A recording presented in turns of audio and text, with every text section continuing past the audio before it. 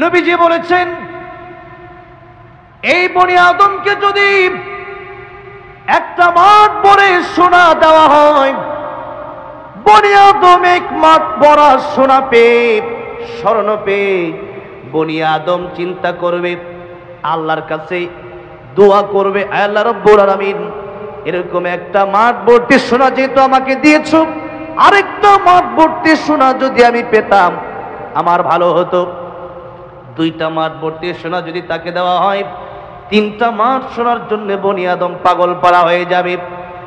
বাংলাদেশের প্রধানমন্ত্রী হলে আরো কয়েকটা দেশের সাথে ভালো সম্পর্ক করে সেখানে ভালোভাবে একটা নিজের ক্ষমতা বাড়ানো যায় কিনা সেই চিন্তা করে। আবার আমেরিকার প্রেসিডেন্ট হলে শুধু আমেরিকার চিন্তা করে না, বরং সারা পৃথিবী কেমনে তার হাতের মুঠোয় আনা যায় সেই চিন্তাই সে ডোনাল্ড ট্রাম্প করে। নবীজি বলছেন, বনি আদমের এই চাহিদা একদিন শেষ হবে, যেদিন তাকে দাফন করে দেওয়া হবে। মাটি ছাড়া তার এই চাহিদা কেউ পূরণ করতে পারবে না। যেদিন কবরে চলে যাবে সেই দিন আফসোস করবে, আল্লাহ কাফনের কাপড় তো পকেট নাই, এই যে এত দুনিয়া দুনিয়া করলাম, 24 ঘন্টার ভিতরে 1 ঘন্টাও আল্লাহর সময় দিলাম না। তখন বনি আদম এই কবরে যাওয়ার পরে কাফনের কাপড়ে হাত দিয়ে দেখবে পকেটও নাই, টাকাও নাই, সম্পদও। কি বলেন, কাফনের কাপড়ে কি আছে পকেট? আছে, আছে। হালাল হারাম না মানিয়া কত টাকা করছো কামাই, এত টাকা রাখবা কোথায়, কাফনের তো পকেট নাই। টাকা পয়সা লইয়া কি কেউ কবরে গেছে, কি জবাব দিবি রে তুই আল্লাহর কাছে। ওরে মানুষ হইছ বেহুশ দুনিয়ার পিছে, ওরে মানুষ হইছ বেহুশ দুনিয়ার পিছে, কি জবাব দিবি রে তুই আল্লাহর কাছে, কি জবাব দিবি রে তুই আল্লাহর কাছে। ঠিক না বে ঠিক? এই জন্য রাসূল সাল্লাল্লাহু আলাইহি ওয়াসাল্লাম বলেছেন, ইগতানিম খামসান ক্বাবলা খামসিন শাবাবাকা ক্বাবলা হারামিক। 5টা সময়ের আগে তোমরা 5টা সময়কে গনিমত মনে করো, মূল্য দাও। কারণ যে সময় একবার চলে যায় সেই সময় আর ফিরে আসে না। নবী বললেন, 1 নম্বর শাবাবাকা ক্বাবলা হারামিক, বৃদ্ধ হওয়ার আগে যৌবন কালকে মূল্য দাও। কারণ এই যৌবন চিরদিন থাকবে না, এই যৌবন একদিন শেষ হয়ে যাবে। একদিন মানুষ বৃদ্ধ হয়ে যায়, সেই দিন এই শক্তি আর থাকবে না, বিছানায় পড়ে যাওয়া লাগবে। এটা তো পরের কথা। তবে আরেকটা কথা হচ্ছে, মানুষ তো পরের কথা, যে আপনি বৃদ্ধ হবেন এটা তো একটা সিস্টেম দুনিয়াতে। যদি আপনি বাঁচেন আর 18 বছর, 20 বছর, 22 বছরের যুবক হোন্ডা অ্যাক্সিডেন্ট করে মাঝে মধ্যে রাস্তায় মারা যায় কি যায় না? যায়। আল্লাহ রাব্বুল আলামিন সূরা তাহায় বলেছেন, ইন্নাস সাআতা আতিয়াতুন আকাদু উখফিহা লিতুজজা কুল্লু নাফসিন বিমা তাসআ। নিশ্চয়ই কিয়ামত আসবে, আর আমি আল্লাহ তাকে গোপন রেখে দিলাম। আমি একটা কেন তেলাওয়াত করলাম যে সাআ মানে কিয়ামত, আর এই সাআর ব্যাখ্যা করতে গিয়ে রাসূল করিম সাল্লাল্লাহু আলাইহি সাল্লাম বলেছেন, মান মাতা ফাকাদ কামাত কিয়ামাতুহু। মানুষ যেদিন মরে যায় সেদিন তার একটা কিয়ামত শুরু হয়ে যায়। কারণ মানুষ যদি ভালো হয় তাহলে সেই ব্যক্তি ভালো হওয়ার কারণে সেই ব্যক্তির মানে একটা গ্লাস থেকে পানি যেরকম এইভাবে ঢাললে আস্তে করে পড়ে যায়, তার জানটাও এত সহজভাবে আসানের সাথে কবজ করা হয়। আর সেই মানুষটার জান কবজের সময় কষ্ট হলেও তার সামনে যখন আল্লাহর তরে জান্নাত তুলে ধরা হয় আর আল্লাহ রাব্বুল আলামিনের সালাম দেওয়া হয়, আল্লাহর সালাম পাওয়ার পরে ওই বান্দা আমার আল্লাহ রাব্বুল আলামিনের সাথে দেখা করার জন্য ফেরেশতা এসে বলে, তোমাকে আল্লাহ রাব্বুল আলামিন সালাম দিয়েছেন, আল্লাহর সালাম নাও, আর আল্লাহ রাব্বুল আলামিনের সাথে তোমার মৃত্যুর পর দেখা হয়ে যাবে। মৃত্যু ছাড়া আল্লাহকে দেখা যাবে? সম্ভব না। মুসা আলাইহিস সালাম চেয়েছিল আল্লাহকে দেখতে, দেখতে পারছে না। আল্লাহ রাব্বুল আলামিনকে দেখতে যারা চান তাদের ব্যাপারে আল্লাহ রাব্বুল আলামিন দুটি কর্মসূচির ঘোষণা দিয়ে দিলেন। আল্লাহ রাব্বুল আলামিন সূরা কাফের শেষ আয়াতের শেষ অংশে বলছেন, فَمَنْ كَانَ يَرْجُو لِقَاءَ رَبِّهِ فَلْيَعْمَلْ عَمَلًا صَالِحًا وَلَا يُشْرِكْ بِعِبَادَةِ رَبِّهِ أَحَدًا। আল্লাহ তাআলা বললেন, যারা চায় আমি আল্লাহর দিদার নসিব হবে, আমি আল্লাহ রাব্বুল আমিনের সাথে দেখা করবে, তারা যেন নেক আমল করে। নেক আমল মানে কোরআন, নেক আমল মানে রাসূল সাল্লাল্লাহু আলাইহি সাল্লামের আদর্শ। নবীজি বলেছেন, তারাকতু ফীকুম আমরাইন লান তাদিল্লু মা তামাসসাকতুম বিহিমা কিতাবাল্লাহি ওয়া সুন্নাত রাসূলিহি।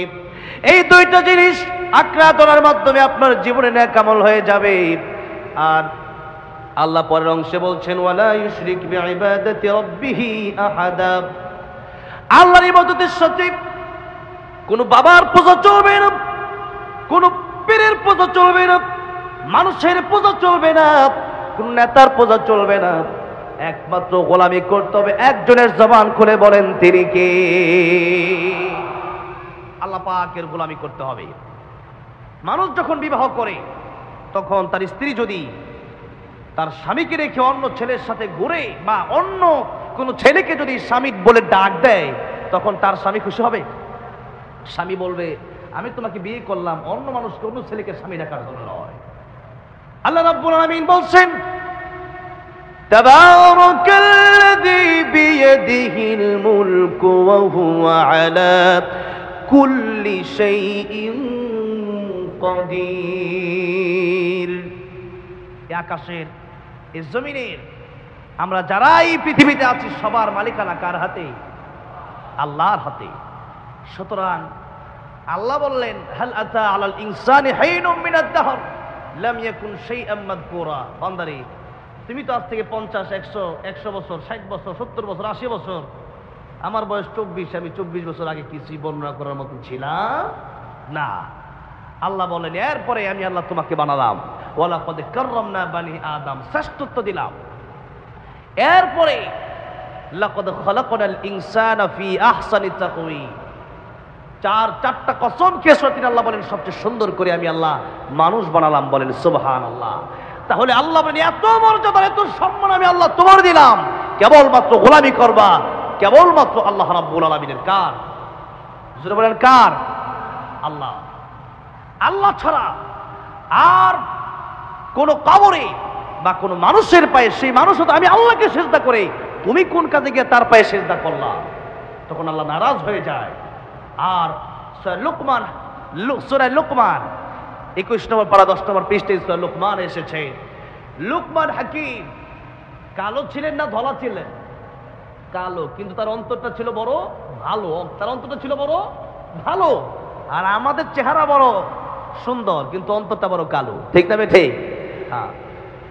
লুকমান হাকিম এত কালো, কিন্তু তার দাম আল্লাহর কাছে কেন এত বেশি? আল্লাহ রাব্বুল আলামিন বললেন, কালো আর ধলার মাধ্যমে আমি আল্লাহর কাছে দামি হওয়া যায় না।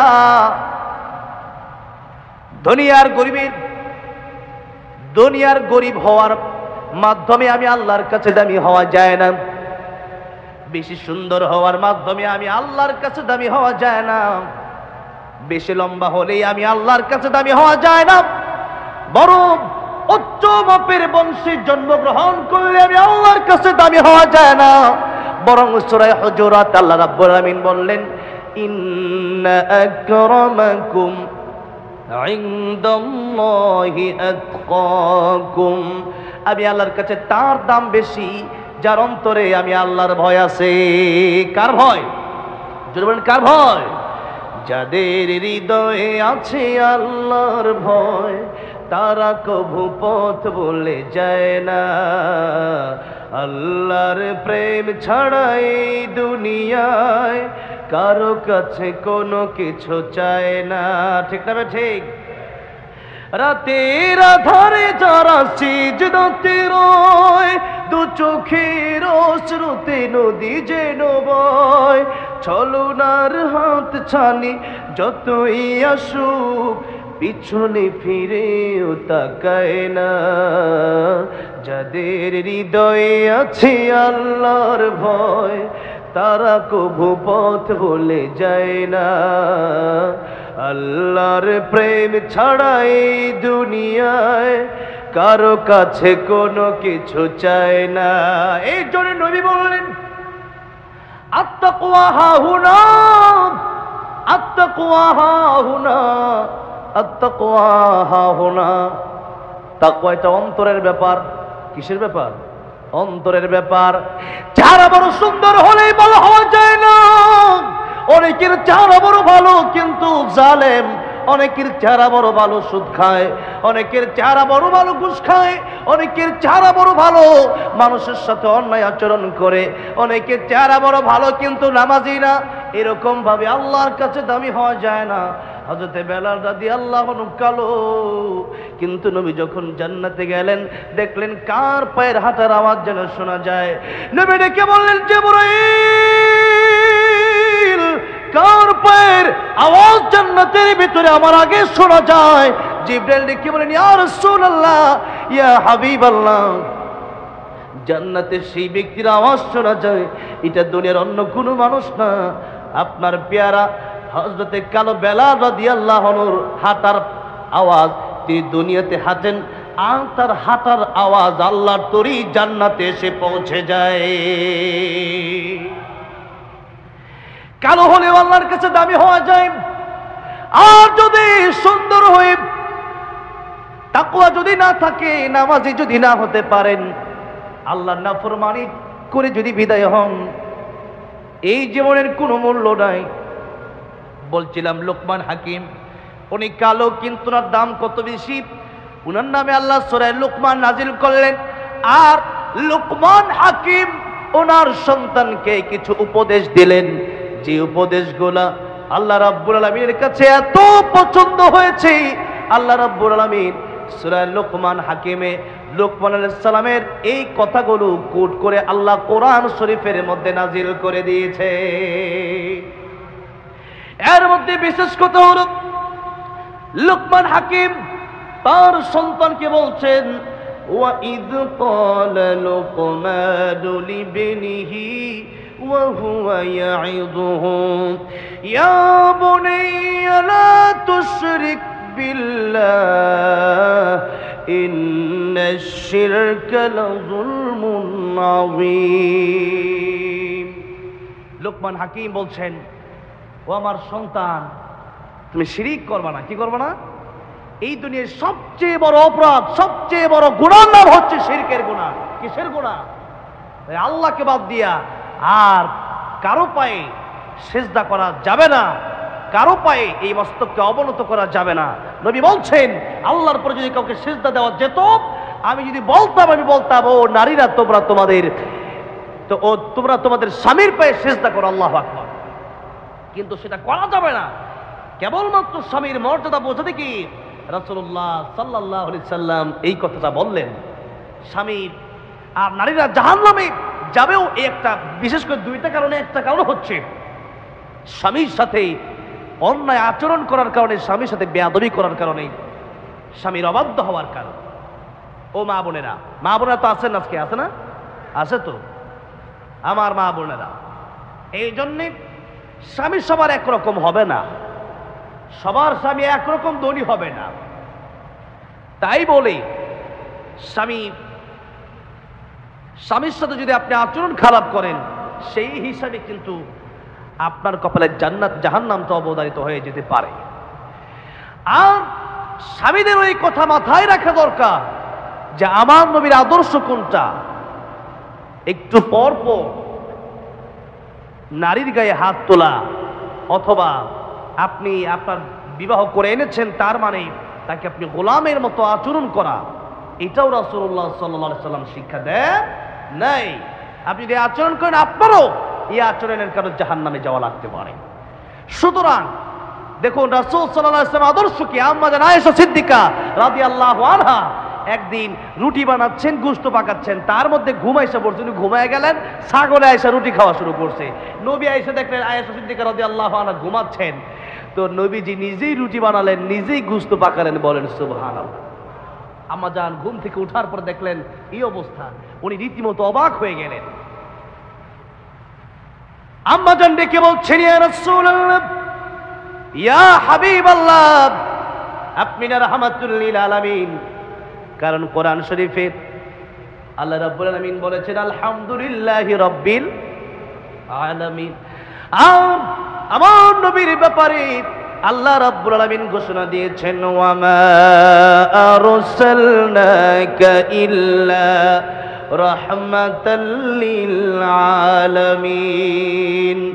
রাহমাতুল লিল আলামিন নবী কোরআনে প্রমাণ।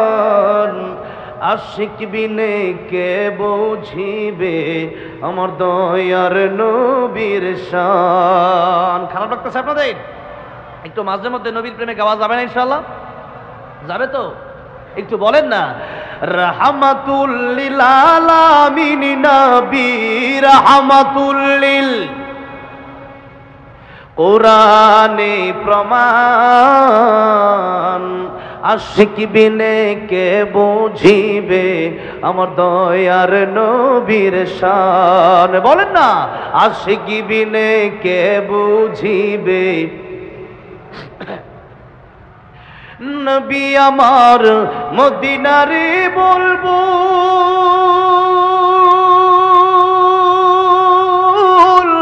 আমার আল্লাহ ভালোবেসে নামটি দিলেন হাবিবে রাসূল। আল্লাহু আকবার। নবী আমার মদিনারে বুলবুল আমার আল্লাহ ভালোবেসে নামটি দিলেন হাবিবে রাসূল। ওই নবীকে ভুল বুঝিলে থাকবে না ঈমান। আশিক বিনে কে বুঝিবে আমার দয়ার নবীর শান। রাহমাতুল লিল আলামিন নবী রাহমাতুল লিল কোরআনে প্রমাণ। আশিক বিনে কে বুঝিবে আমার দয়ার নবীর শান। উম্মত বিনে কে বুঝিবে আমার দয়ার নবীর শান। খারাপ লাগতেছে? আপনাদের কষ্ট হলে একটু আমার মাঝে মধ্যে বইলেন, কথাটা বুঝতে পারছেন? কেবল তো খাওয়া দাওয়া শুরু করলেন। ইলিয়াস জিহাদি সাহেব আসতেছেন, আলহামদুলিল্লাহ। এত বড় বড় মানুষকে আপনারা পেয়েছেন, আমি তো ছোট মানুষ এখানে, আর অল্প সময় কথা বলবো আর কি। তো আপনাদের কষ্ট হলে আমার বলবেন, তাহলে আমি আস্তে ধীরে শেষ করবো। কুষ্টি এক জায়গায় গেলাম, তো সভাপতির সাহেব বললো যে ভাই আপনি শেষ করেন। বলে কেন? আমাকে খুব ঘুম ধরতেছে। তো ঘুম টুম ধরলে বললেন, ঠিক আছে হ্যাঁ থাকবেন তো শেষ পর্যন্ত ইনশাআল্লাহ? কারা কারা থাকবেন দেখি তো, একটু হাতটা উঠে নাড়া দেন তো। লিল্লাহি তাকবীর, লিল্লাহি তাকবীর। আল কোরআনের আলো, কোরআন হাদিস যেখানে, আলেম ওলামা যেখানে, লিল্লাহি তাকবীর। হাত নামান, আল্লাহ কবুল করেন, বলেন আমিন। এবার দেখেন আমার নবীজি তিনি নিজেই রুটি বানালেন আর নিজেই তিনি গোশত পাকালেন। আম্মা জান আয়েশা সিদ্দিকা রাদিয়াল্লাহু আনহা বলছেন আপনার রাহমাতুল লিল আলামিন নবী। আল্লাহর পরে পৃথিবীতে কার সম্মান? আমার নবীর সম্মান, ঠিক না ঠিক? তিনি সৃষ্টির শ্রেষ্ঠ, তিনি রুটি বানাচ্ছেন, তিনি গোশত পাকাচ্ছেন, কি সুন্দর। শুধু তো তাই না, ইহুদির বাড়িতে গেলেন, ইহুদির বাড়িতে যাওয়ার পরে কাজ আছে, বলে কাজ আছে, কাজ করতেছেন আমার নবী, বা বালতি দিয়ে কুয়া থেকে পানি উঠায় খেজুর বাগানে দিচ্ছিলেন।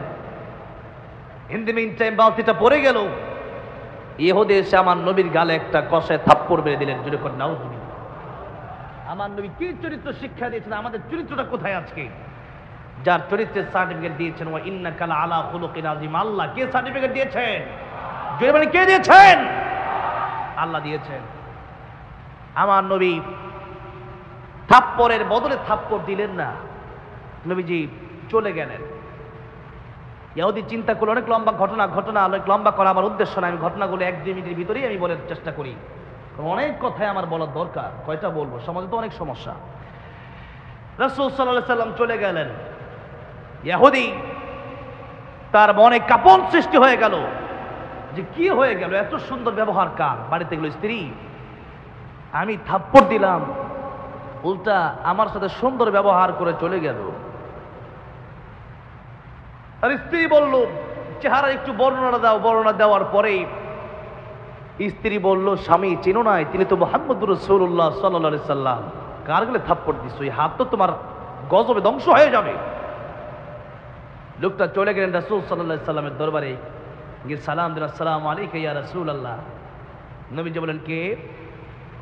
ইহুদি বলল, ইয়া রাসূলুল্লাহ, আমি ওই ব্যক্তি যে ব্যক্তি আপনাকে থাপ্পড় দিয়েছিলাম। নবীজি পারমিশন দিলেন ঘরে ঢোকার জন্য। বলল, ইয়া রাসূলুল্লাহ, এই দেখেন একটা হাত নিয়ে আসছে, আরেক হাত কাইটা নিয়ে আসছে। আল্লাহু আকবার। মনে আর মানে নাই, বুঝতে পারি নাই আপনি যে রহমাতুল আলামিন। এই হাত নিয়ে আমি কবরে যাব, আমি জাহান্নামে যাব, আমি সইতে পারবো না। রাসূলুল্লাহ সাল্লাল্লাহু আলাইহি সাল্লাম বলেন, ইহুদি, হাত তো দোষ করে নাই, দোষ তো তোমার অন্তরে ছিল, তোমার কালিমা পড়ো নাই, তুমি কোরআন তুমি বোঝো নাই, যার কারণে তুমি আমাকে চিনো নাই, বিদায় থাপ্পড়টা দিয়েছিলে। ইহুদি বলল, এত সুন্দর আচরণ আপনার কাছে আর দেরি করতে চাই না, আপনার কাছে কালিমা পড়ে মুসলমান হয়ে যেতে চাই। ইয়া রাসূলুল্লাহ, আপনি পড়ায় দেন, লা ইলাহা ইল্লাল্লাহু মুহাম্মাদুর রাসূলুল্লাহ সাল্লাল্লাহু আলাইহি ওয়াসাল্লাম। এই ছিল রাসূল সাল্লাল্লাহু আলাইহি ওয়াসাল্লামের চরিত্র। রাসূলুল্লাহ সাল্লাল্লাহু আলাইহি ওয়াসাল্লাম আম্মা জান আয়েশাকে রাদিয়াল্লাহু আনহাকে বলছেন, আয়েশা, আমি রাহমাতুল লিল আলামিন হতে পারি, আল্লাহর পরে আমার মর্যাদা তা ঠিক, কিন্তু আয়েশা রে, তুমি তো আমার স্ত্রী, আমি তো তোমার স্বামী, আমি কি তোমার সাথে একটু সহযোগিতা করব না? আল্লাহু আকবার। কি ছিল চরিত্রের উজ্জ্বল দৃষ্টান্ত দিয়েছেন রাসূল করিম সাল্লাল্লাহু আলাইহি ওয়াসাল্লাম। এই আচরণ আমাদের ভিতরে আনার দরকার আছে না নাই? আমাদেরকে এক থাপ্পড় মারলে আমরা 5টা ঘুষি মারি, ঠিক না? ঠিক। এবার ও তোর দল সব নিয়ে, আমার দল আমি নিয়ে যেতেছি, এরপরে শুরু হয় মামলা, একজনে হত্যা, আরেকজন সারা জীবন দেয়, নাকি বলেন? এই হচ্ছে আমাদের চরিত্র। বিশ্বনবী রাহমাতুল লিল আলামিনের চরিত্র যদি আপনি মেনে নিতে পারেন, এই অবস্থা আমাদের হতো না। আল্লাহ আমাদেরকে প্রিয় রাসূলুল্লাহ সাল্লাল্লাহু আলাইহি সাল্লামের চরিত্র অনুযায়ী জীবন পরিচালনা করার তৌফিক দান করো। জোরে বলেন আমিন। বলছিলাম, আল্লাহর সাথে শিরক করা যাবে না। কি করা যাবে না? মাই ইউশরিক বিল্লাহি ফাকাদ হারামাল্লাহু আলাইহিল জান্নাতা ওয়া মাওয়াহুন নার, জাহান্নাম ওয়াজিব হয়ে যাবে। সুতরাং শিরক থেকে আমরা বেঁচে থাকবো, বলি ইনশাআল্লাহ। অনেক লম্বা চূড়া শিরক নিয়ে আলোচনা, আমি যে বিষয় নিয়ে আলোচনা করবো সেদিকে যাব। তার আগেই আমি আপনাদেরকে যে বিষয় নিয়ে এতক্ষণ কথা বলতে আসলাম, যে নবীজি বললেন 5টা বিষয়ের আগে তোমরা 5টা সময়ের আগে 5টা সময়কে তোমরা গনিমত মনে করো। এর মধ্যে 1 নম্বর নবী বললেন, শাবাবাকা ক্বাবলা হারামিক, এই যৌবনকালকে তোমরা গুরুত্ব দাও। যৌবনকালে যারা আল্লাহর ইবাদত করবে, তারা বৃদ্ধ হয়ে গেলে সেই ইবাদত যদি নাও করতে পারে, আল্লাহ সেই ইবাদতের সওয়াবটা, যেরকম নফল ইবাদত, অনেক সময় দেখা গেছে আপনি বৃদ্ধ হয়ে গেলেন, এখন তো মসজিদে যাওয়া সম্ভব না, অনেক সময় বসে নামাজ পড়া অসময়, তখন ইশারায় পড়লেন, তখন এই যে যৌবনকালে ইবাদতের কারণে আল্লাহ রাব্বুল আমিন বৃদ্ধ বয়সে ওই সওয়াবগুলো আপনাকে ফ্রিতে দিয়ে দিবেন। জোরে বলেন সুবহানাল্লাহ। এই জন্য যৌবনকালে যারা ইবাদত করবে, রাসূল সাল্লাল্লাহু আলাইহি ওয়াসাল্লাম বলেন 7 শ্রেণীর মানুষকে আল্লাহ রব্বুল আলামিন আরশে আজিমের নিচে ছায়া দান করবেন কিয়ামতের ময়দানে, যেদিন সূর্য থাকবে মাথার অর্ধ হাত উপরে, নিচে থাকবে তামা, 50,000 বছর সেখানে মানুষ দাঁড়িয়ে থাকবে। আর যারা যৌবনকালে আল্লাহর ইবাদত করবে, এদেরকে আল্লাহ রাব্বুল আলামিন আরশে আজিমের নিচে সেদিন ছায়া দান করবে। এই গেল এক।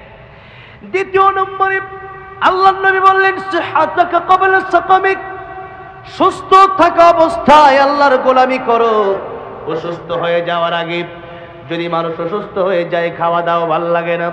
যদি মানুষ অসুস্থ হয়ে যায়, নামাজ পড়তে আগের মতো শক্তি পায় না, চলাফেরা করতে পারে না, চাকরি করতে পারে না, খেত খামারে যেতে পারে না, গাড়িতে উঠতে পারে না, নিজে নিজে একা একা চলতে পারে না। মানুষের যখন জ্বর আসে, অথবা অন্যান্য যে কোনো অসুস্থতার ভিতরে যখন মানুষ পড়ে যায়, তখন মানুষ সুস্থতা কত বড় নিয়ামত তখন সেই ব্যক্তি টের পেয়ে যায়। সুস্থতা এত বড় নিয়ামত। এই যে খাচ্ছেন, রুচি, মুখে রুচি দান করছেন কি? এই তো গত নভেম্বরে এমন অসুস্থ হলাম, খেতে পারি না, প্রায় 3-4 দিন, টানা 3-4 দিন খাবার না খেয়েছিলাম। একটা অবস্থায় আমি শুধু চিন্তা করলাম, আল্লাহ সুস্থতা কত বড় নিয়ামত, কমপক্ষে যে খাবার খেতে পারি এটাই যে আমার কত বড় নিয়ামত। যা খাই তাই তিতা লাগে। কি লাগে? তিতা লাগে। কি আর খাবো? খাবারই খেতে পারি না। তো এই যে নবীজি বললেন, সুস্থ থাকা অবস্থায় অসুস্থ হওয়ার আগে আল্লাহর এই দেওয়া নিয়ামত থেকে গনিমত মনে করো। 3 নম্বরে নবী বলছেন, গিনাকা ক্বাবলা ফাকরিক, টাকা পয়সা যদি থাকে আল্লাহর রাস্তায় ব্যয় করো, যেথায় সেথায় টাকা পয়সা খরচ করবা না। কারণ টাকা পয়সা আল্লাহ রাব্বুল আলামিন সবাইকে দেয় না। সবাইকে দেয় নাকি? আপনি ইচ্ছা করলে কি টাকা কামাতে পারবেন? না। আবার অনেকের জন্ম থেকে সোনার চামিচ মুখে নিয়ে বড় হয়, বাপের সম্পদ খেয়ে সন্তান শেষ করতে পারে না, এমন ধনীও আছে না নাই? এমন ধনীও আছে। সুতরাং নবী বললেন, এই সম্পদ আল্লাহ তোমাকে দান করলেন, এই সম্পদের যথা ব্যবহার তুমি করবা। টাকা পয়সা সকাল বেলার ধনী তুমি, ফকির সন্ধ্যা বেলা।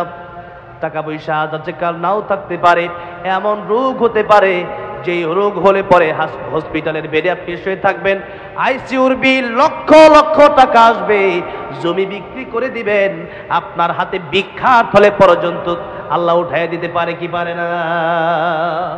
সেটা আল্লাহর, সেই ক্ষমতা আল্লাহর আছে না নাই? আছে। নবী বললেন 4 নাম্বার, ফরাগাকা ক্বাবলা শুগলিক, অবসর থাকা অবস্থায় ব্যস্ত হওয়ার আগে আল্লাহর গোলামি করো। কারণ মানুষ দিন যত যায় তত অবসর হয় না, তত ব্যস্ত হয়। কি হয়? আমার এক উস্তাদ ছিলেন প্রায় 7-8 বছর আগে, ওনার কাছে আমি হেদায়েতুল্লাহ পড়েছি।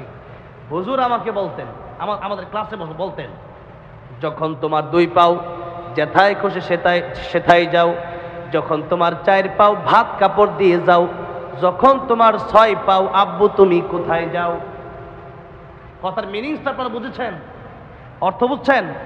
আপনার 2 পাও, আপনি একা, এখন বিয়ে শাদী করেন নাই, এখন যেখানে মানুষ দিয়ে ঘুরেন, শুধু খেলাধুলা করতে, লুডু খেলতে খেলতে সারা রাত চলে যায়, র্যাকেট খেলতে খেলতে সারা রাত, ঠিক না বেঠি? আর যারা বিবাহিত এরা এত সহজে র্যাকেট খেলতে পারে না, এত সহজে লুডু খেলতে পারে না। বউ ফোন দিয়ে যেত, এত রাতে কই কই কই গেছো, ঠিক না বেঠি বলেন? তখন 4 পাও একটু ব্যস্ততা বাড়ে, তখন এই 4 পাওয়ের দায়িত্ব আপনার নেওয়া লাগে। এখন যখন আবার আপনার সন্তান যখন হলো, এখন 6 পাও হয়েছে, আর একটা হইলে এখন 8 পাও হয়েছে। আব্বু কই যাও, চকলেট আনবা, মজা আনবা, আইসক্রিম আনবা, চিপস আনবা, নানান ধরনের আবদার তার, ঠিক না বেঠি? এই তো জীবন। আর মানুষ যত দিন যায় তত তার কাজ বাড়ে বাড়ে আর বাড়ে, ভাবে যে এই তো 5 বছর বিদেশ থাকবো, টাকা কামাই পরে শেষ, কিন্তু না, এরপরে দেখে আরো ব্যস্ততা বেড়ে গেছে। যেদিন সেই ব্যক্তি কবরে চলে যায়, সেদিন সেই ব্যক্তি কবরে যাওয়ার পরে তার ব্যস্ততা শেষ, আর তাকে আর কারো প্রয়োজন হয়, আর কারো প্রয়োজন নেই। এখন কবরে গিয়ে কেউ বলবে না, আব্বা কেমন আছো, 2 লাখ টাকা দাও তো একটু মার্কেট করতে যাবো, আর কেউ বলবে না। বলবে? আর বলবে না। তখন দেখবেন অন্য জায়গা থেকে তার এই জিনিসগুলো, তার যা প্রয়োজন তা আল্লাহ ব্যবস্থা করে দিচ্ছে। কারণ আল্লাহ কারো না কারো মাধ্যমে দুনিয়াটা নিজাম রেখেই আল্লাহ দুনিয়া পরিচালনা করবেন। বলছিলাম এই 4টা। 5 নম্বর কথা হচ্ছে, নবী বলেন, হায়াতাকা ক্বাবলা মাউতিক, মরণের আগে ভালো হয়ে যাও। মরণের পরে ভালো হওয়ার কোনো সুযোগ, শুধু মরণের পরে না, শেষ টাইম, সেই মুহূর্ত পর্যন্ত যখন আপনার মৃত্যুর গড়গড়া শুরু হয়ে যাবে, নবী বললেন গড়গড়া যখন শুরু হয়ে যাবে, মালাকুল মউত যখন এই রূহটাকে কবজ করতে টান দিবেন, এখন যখন আপনি তা আল্লাহকে বলবেন, আল্লাহ ভালো হয়ে গেছি, এখন আর তওবা কাজ হবে না। ফেরাউন বলেছিল মৃত্যুর সময় আনামিনাল মুসলিমিন, আল্লাহ বলেছিলেন আল আন, এখন আর কাজ হবে না। এখন ভালো হয়ে কি করবা? ভালো হওয়ার দরকার এখন। জোরে বলেন ঠিক না বেঠিক? এখন ভালো হতে হবে। তাই বলছিলাম, নবী বলেছেন, মান মাতা ফাকাদ কামাত কিয়ামাতুহু, মানুষ যখন মরে যায় তখনই তার কিয়ামত শুরু হয়ে যায়। মানুষ যদি ভালো হয় তার সুন্দর একটা মরণ হয়, আর মানুষ যদি নাফরমান হয়, মুশরিক হয়, কাফের বেঈমান হয়, তাহলে তার মৃত্যু একটা জীবন্ত বকরির চামড়া টেনে ছিঁড়লে যতটা না বেশি কষ্ট হয়, এর চেয়ে বেশি কষ্ট তার হয়ে যায় মৃত্যুর সময়। আর কার মৃত্যু কোন সময় হয়ে যাবে আমরা কেউ জানি। এই জন্য বলছিলাম সময়ের এতটাই গুরুত্ব, এই গুরুত্ব দিয়ে সময়ের গুরুত্ব বোঝানো বোঝাইতে গিয়ে এই কথাগুলো বললাম যে আমরা অনেকেই সময়কে গুরুত্ব না দিয়ে কখন কোন দিন যাচ্ছে, অনেক সময় এমনও হয় যে আজকে যে শুক্রবার, এটা জুমার আজান দিলে পরে অনেকেই বুঝে, ঠিক না? ঠিক বলেন, ওইটাও অনেকের মনে থাকে না, কবে শুক্রবার কবে শনিবার। আজ এই রজব মাস থেকে এতক্ষণ সময় আমি কথা বললাম না, আল্লাহ রাব্বুল আলামিন বলেছেন ইন্না ইদ্দাতাশ শুহুরি ইনদাল্লাহি 12 শাহরান ফি কিতাবিল্লাহ ইয়াওমা খালাকাস সামাওয়াতি ওয়াল আরদা মিনহা আরবাআতুন হুরুম। আল্লাহ রাব্বুল আলামিন যেদিন আসমান জমিন সৃষ্টি করেছেন সেদিন থেকেই আল্লাহর গণনায় মাস কয়টা? 12টা। 12টা মাস কে সৃষ্টি করছে? আল্লাহ নিজে বলছেন আমার গণনায় 12টা মাস। 12 শাহরান ফি কিতাবিল্লাহ, আল্লাহর গণনায় 12টা মাস। কয়টা মাস? এই জানুয়ারি ফেব্রুয়ারি যারা করছে আল্লাহর কাছ থেকে দেখেই করছে, এরপরে পৌষ মাঘ এগুলো যারা করছে এটা আল্লাহর কাছে দেখেই করছে। তাহলে সর্বপ্রথম 12 মাসের এই নিজামটা, এই সিস্টেমটা বাৎসরিকভাবে দিলেন কে? কারণ বৎসরিক হিসাবে জাকাতের একটা ইবাদত আছে যে বছর শেষ হবে জাকাতও দেওয়া লাগবে। বাৎসরিক হিসাবে ঈদ আসে, বাৎসরিক হিসাবে রোজা আসে, বাৎসরিক হিসাবে হজ আসে, এরকম অসংখ্য ইবাদত এই মাসগুলোর সাথে সম্পৃক্ত আছে না নাই? সেজন্য এই মাসগুলো আরবি মাস জানা থাকা আমাদের জন্য ফরজে কিফায়া। কি কিছু সংখ্যক মানুষের জানা থাকতেই হবে। একবার যদি কেউ না জানে তাহলে সবাই গুনাহগার হয়ে যাবে। তাহলে আসুন, এই মাসগুলো যদি আমরা না জানি আমরা ক্ষতিগ্রস্ত হয়ে যাব। যেই কথা বলছিলাম, এই মাসের নাম হলো রজব, আর আল্লাহ বলেছেন 12টা মাস। আমি আল্লাহ আমার আকাশ জমির সৃষ্টির সময় থেকেই আমি আল্লাহ সৃষ্টি করেছি 12 মাস। এই 12 মাস আমি আল্লাহর গণনায় আছে। আর এই 12 মাসের ভেতরে আমি আল্লাহ 4টা মাসকে সম্মান দিলাম। এর মধ্যে তাফসীরি কিতাবে এসেছে জিলহজ আর হচ্ছে মুহররম আর রজব, এই যে 4টা মাস, এই 4টা মাসকে আল্লাহ রাব্বুল আলামিন স্পেশাল বলেছেন যে আরবাআতুল হুরুম, 4টা মাসকে আমি আল্লাহ সম্মান দিয়েছি। আল্লাহ রাব্বুল আলামিন এই আয়াতের ভিতরেই বলছেন ফালা তাযলিমু ফীহিন্না আনফুসাকুম, এই মাস যখন চলে আসবে তখন তোমরা অন্যান্য মাসগুলোতে যদিও গুনাহ করার জন্য একটু আগ্রহ ছিল, এই মাসগুলোতে গুনাহ থেকে বাঁচার জন্য প্রাণ চেষ্টা তোমরা করবা, নফসের উপর জুলুম করবা না। এই মাসে তোমরা গুনাহ করার চেষ্টাই করবা না, গুনার ধারে কাছেও যাবা না। কারণ এই মাসটা এত সম্মানিত মাস। এই মাসের চাঁদ যখনই উঠে যেত রাসূল সাল্লাল্লাহু আলাইহি সাল্লাম কোন দোয়া বেশি বেশি পড়তেন বলেন? হ্যাঁ, এই যে দোয়াটা, এই দোয়াটা এভাবেও প্রচলিত আছে, আল্লাহুম্মা বারিক লানা ফি রজব ওয়া শাবান। আর হাদিস শরীফের জব্দে একেবারে হাদিসে যেভাবে আসছে, আবার নাহুর কায়দা অনুযায়ী এইভাবেই আসছে যে আল্লাহুম্মা বারিক লানা ফি রজবিন ওয়া শাবান ওয়া বাল্লিগনা রমাদান। এই দোয়া আপনারা বেশি বেশি পড়বেন। পড়ছেন তো সবাই? এই রজব মাস শুরু হওয়ার পরে কারা কারা পড়ছেন দেখি, একটু হাত তোলেন তো। দেখছেন এই কয়জন পড়ছেন? হাতটা নামান। তার মানে এখনো অনেকেই পড়েন নাই। তাহলে এই দোয়া রাসূলুল্লাহ সাল্লাল্লাহু আলাইহি ওয়াসাল্লাম আমাদেরকে শিক্ষা দিয়ে গেছেন, কারণ সামনে রমজান মাস আসতেছে। রাসূলুল্লাহ সাল্লাল্লাহু আলাইহি ওয়াসাল্লাম দোয়া করতেন, আয় আল্লাহ রমজান পর্যন্ত হায়াত বাড়ায় দেন, কারণ যেই মাসে নফল করলে ফরজের সওয়াব, ফরজ করলে 70টা ফরজের সওয়াব। আর আল্লাহ এমন রাত রেখেছেন, হায়াত তো আমাদের কম, এমন উপহার, এমন সিস্টেম আল্লাহ রাব্বুল আলামিন অন্য কোন উম্মতের জন্য রাখেন নাই। লাইলাতুল কদরি খায়রুম মিন আলফি শাহর, হাজার হাজার মাসের চাইতেও এত উত্তম একটা রাত আল্লাহ দিলেন এই মানুষকে, যে এক রাত ইবাদত করবে হাজার হাজার মাসের সওয়াব আল্লাহ দান করবেন। সুবহানাল্লাহ, জোরে বলেন।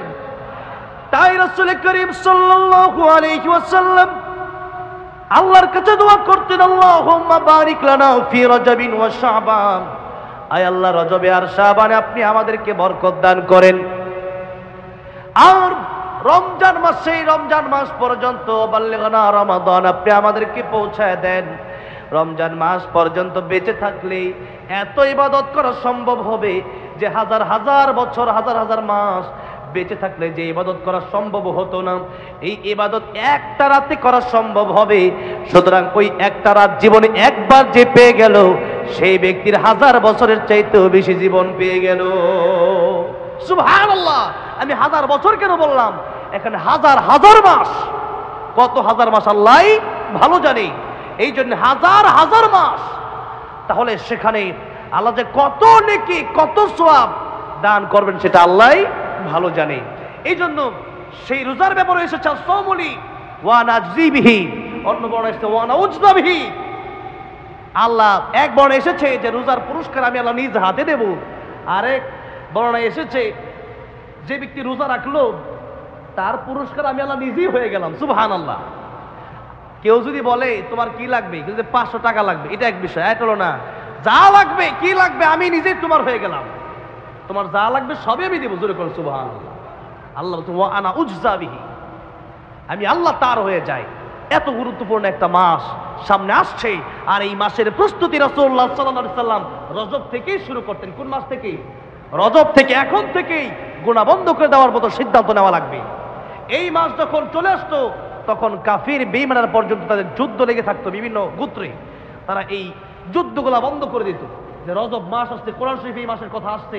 সুতরাং এই মাসে আল্লাহ বলেছেন ফালা তাযলিমু ফীহিন্না আনফুসাকুম, তোমরা এই মাসে গুনাহ করবা না, গুনাহ ছেড়ে দিবা।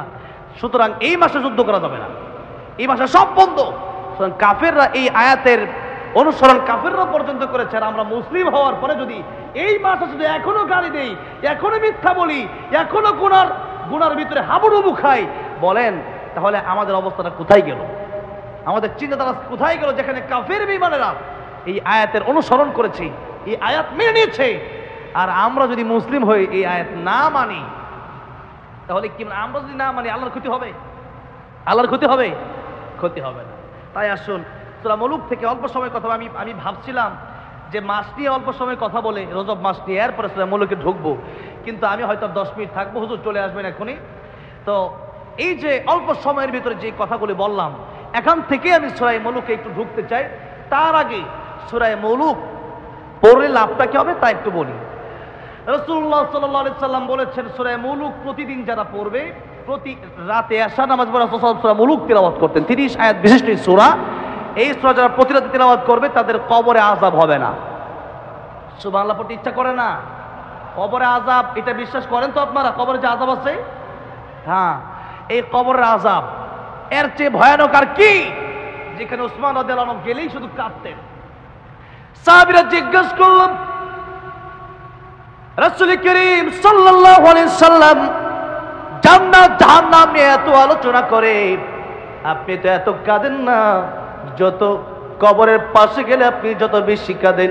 উসমান রাদিয়াল্লাহু আনহু বললেন, ও সাহাবীরা, আমার সাথীরা, এই কবর, আমার রাসূল করিম সাল্লাল্লাহু আলাইহি সাল্লাম বলেছেন এই কবর হলো প্রথম স্টেশন। এই কবরে যে ব্যক্তি ধরা খেয়ে যাবে, সে মিজানে ধরা খেয়ে যাবে, পুলসিরাতে ধরা খেয়ে যাবে, সে ব্যক্তি হাসরের ময়দানে ধরা খেয়ে যাবে।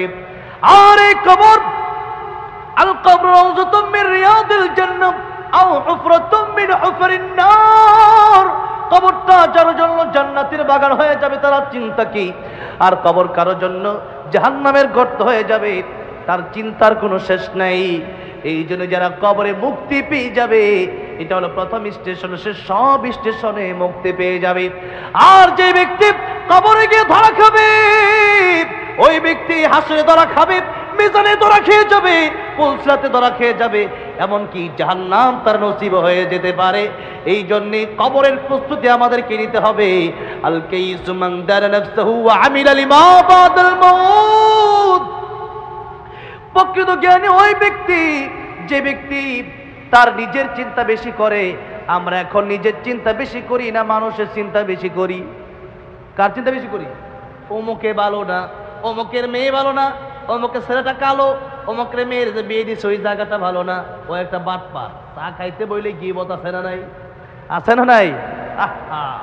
ওয়ালা ইয়াগতাব বা'দুকুম বা'দা আইয়ুহিব্বু আহাদুকুম আইয়াকুলা লাহমা আখিহি মাইতান ফাকারিহতুমুহ। আল্লাহ সূরা হুজুরাতে বললেন গীবত করবা না, গীবত যদি করো আল্লাহ বলেন আইয়ুহিব্বু আহাদুকুম, তোমাদের মধ্যে এমন কি কেউ পছন্দ করো যে আইয়াকুলা লাহমা আখিহি মাইতা, যে মরা ভাইয়ের কাঁচা গোশত চাবায় খাবা?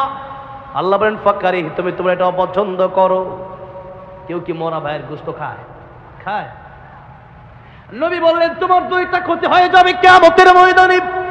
একটা ক্ষতি তোমার নেক আমল তারে দিয়া দেওয়া লাগবে, আরেকটা ক্ষতি হলো তার গুনাহ তোমার আমল নামায় নিয়ে তোমাকে জাহান্নামের বোঝা টানতে হবে, জাহান্নামের আগুনে জ্বলতে হবে। কেন তার বিরুদ্ধে গীবত করলাম? এই জন্য গীবত আমরা করব না। বেশি বেশি জিকির করবো। কি করবেন? সুবহানাল্লাহ পড়বেন, আলহামদুলিল্লাহ পড়বেন। যতক্ষণ আপনি সুবহানাল্লাহ আলহামদুলিল্লাহ পড়বেন, একবার পড়লে এই আকাশ জমিন ভর্তি সওয়াব আল্লাহ আপনার দান করে দিবেন। সূরা ইখলাস পড়বেন 3 বার, আল্লাহ এক খতম কোরআন শরীফ পড়ার সওয়াব দান করে দিবেন। সুবহানাল্লাহ।